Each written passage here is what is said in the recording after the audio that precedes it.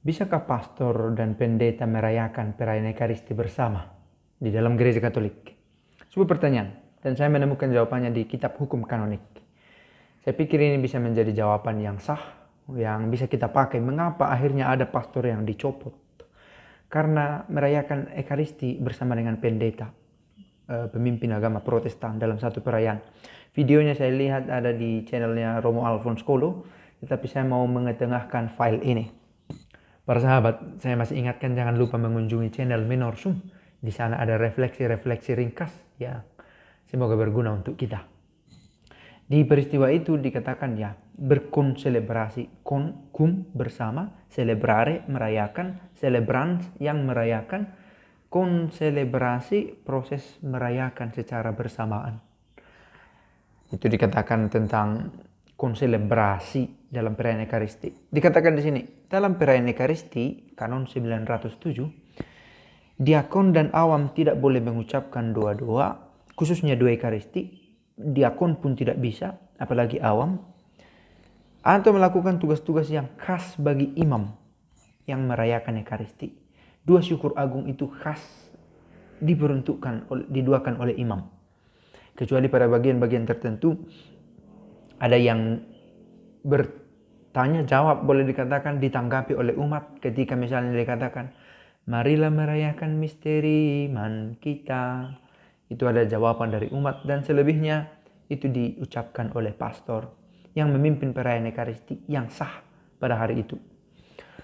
Diakon tidak punya ruang untuk itu, apalagi awam. Nah, dalam posisi ini pendeta dari gereja Protestan bukanlah diakon dan bahkan pun bukan awam, dan kalaupun awam dia tidak ikut dalam perayaan Ekaristi itu secara penuh karena dia menolak hakikat dari Ekaristi dengan mengikuti Protestantisme yang dia peluk. Kanon 908, imam-imam Katolik dilarang merayakan Ekaristi bersama-sama dengan imam-imam atau pelayan-pelayan gereja-gereja atau komunitas-komunitas gerejawi yang tidak memiliki kesatuan penuh dengan gereja Katolik. Kanon ini berbicara lebih tepat. Kanon 908. Imam Katolik dilarang. Ini sebuah larangan, kalau dilanggar maka ada konsekuensi kanonisnya. Bersama-sama dengan imam-imam atau pelayan gereja-gereja atau komunitas gerejawi yang tidak memiliki kesatuan penuh dengan gereja Katolik. Protestan dengan sendirinya tidak menyebut diri punya kesatuan penuh dengan gereja Katolik. Ciri kesatuan itu adalah pengakuan atas pimpinan yang sah, yang sama. Di kanon 909 dikatakan imam, ini sudah berkaitan dengan hal lain tapi masih menyangkut dengan Ekaristi. Jangan lalai mempersiapkan diri semestinya untuk perayaan kurban Ekaristi. Nah, menjadi pertanyaan dalam kasus itu, apakah ada persiapan yang khusus dan istimewa yang dilakukan oleh imam Katolik yang akhirnya dicopot itu, dan dengan sadar bahwa dia mengikut sertakan seorang pendeta Protestan. Kiranya persiapan terutama adalah dengan doa dan sesudahnya bersyukur kepada Allah. Bagaimanapun disposisi batin yang tetap terarah kepada Allah amat diperlukan sebelum, saat, dan sesudah perayaan Ekaristi. Pelayan biasa komuni suci adalah uskup, imam, dan diakon untuk membagikan itu. Uskup, imam, dan diakon. Pelayan luar biasa komuni suci ini baru saja terjadi dalam suasana pandemi ini, dalam keadaan di luar kebiasaan. Pelayannya adalah akolit dan juga orang beriman lain yang ditugaskan sesuai ketentuan kanon sebelumnya. Ada kanon yang berbicara tentang ini. Akolit, orang-orang yang memang ditugaskan untuk membantu imam dalam perayaan-perayaan liturgis. Lalu kemudian kanon 911 berbicara lanjut tentang komuni. Kewajiban dan hak mengirim Ekaristi Maha Kudus sebagai viatikum kepada orang sakit dimiliki oleh pastor paroki. Pastor paroki memiliki kewajiban itu. Dan hak juga. Artinya tidak dengan sendirinya semua orang memiliki peran. Lalu selain pastor paroki siapa saja?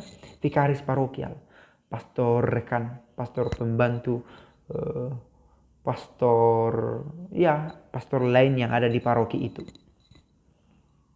Kapelan, pastor yang memang berperan di satu gereja yang dikhususkan, serta superior komunitas dalam tarekat religius klerikal atau serikat hidup kerasulan terhadap semua yang berada di dalam rumahnya.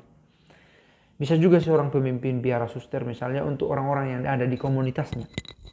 Tetapi sekali lagi ini bisa dikomunikasikan dengan ordinaris wilayah bila dirasa ada peristiwa-peristiwa di luar kebiasaan yang mendesak untuk dilakukan. Lalu paragraf kedua dari kanon ini, dalam keadaan mendesak atau atas izin yang sekurang-kurangnya diandaikan dari pastor paroki, kapelan atau superior yang kemudian harus diberitahu, pelayanan viatikum harus dilakukan oleh imam siapapun atau oleh pelayan komuni suci lainnya. Dalam keadaan mendesak, imam siapapun boleh, tetapi dengan mengandaikan pastor parokinya tahu. Artinya apa? Supaya jangan terjadi tindakan semena-mena. Oke, saya membawa komuni dari hosti suci dari tabernakel paroki dengan diam-diam tanpa memberitahu pastor paroki atau pastor rekan yang ada di situ. Sekalipun saya adalah imam, tidak diizinkan kalau dengan diam-diam, kecuali dalam keadaan mendesak dengan mengandaikan pastor paroki tahu dan mengizinkan itu. Atau pelayan komuni suci lainnya. Kadang harus diawaskan tindakan semena-mena. Nah oke, para sahabat.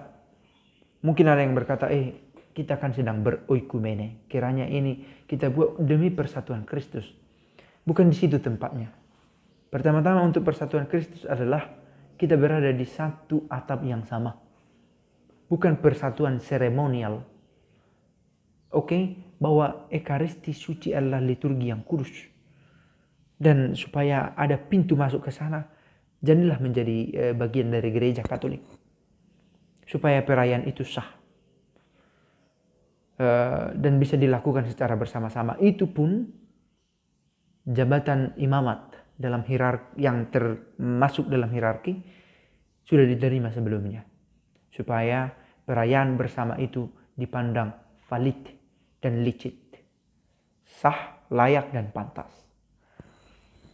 Semoga informasi ini meskipun sedikit ringkas, cukup lama juga, tetapi cukup memberikan panorama tentang pelayan sah dari Ekaristi adalah imam yang memang diizinkan untuk merayakan perayaan Ekaristi. Toh juga tidak semua imam, ada juga imam yang kena penalti, kena sanksi, latih sentensi, atau sanksi-sanksi lain yang merupakan konsekuensi kanonis dari pelanggaran-pelanggaran yang dilakukan oleh imam atau orang-orang lain. Kadang juga umat tidak diizinkan untuk ikut serta kalau mendapatkan hukuman atau sanksi dari gereja. Baik, semoga ini memberikan sedikit informasi dan pace bene.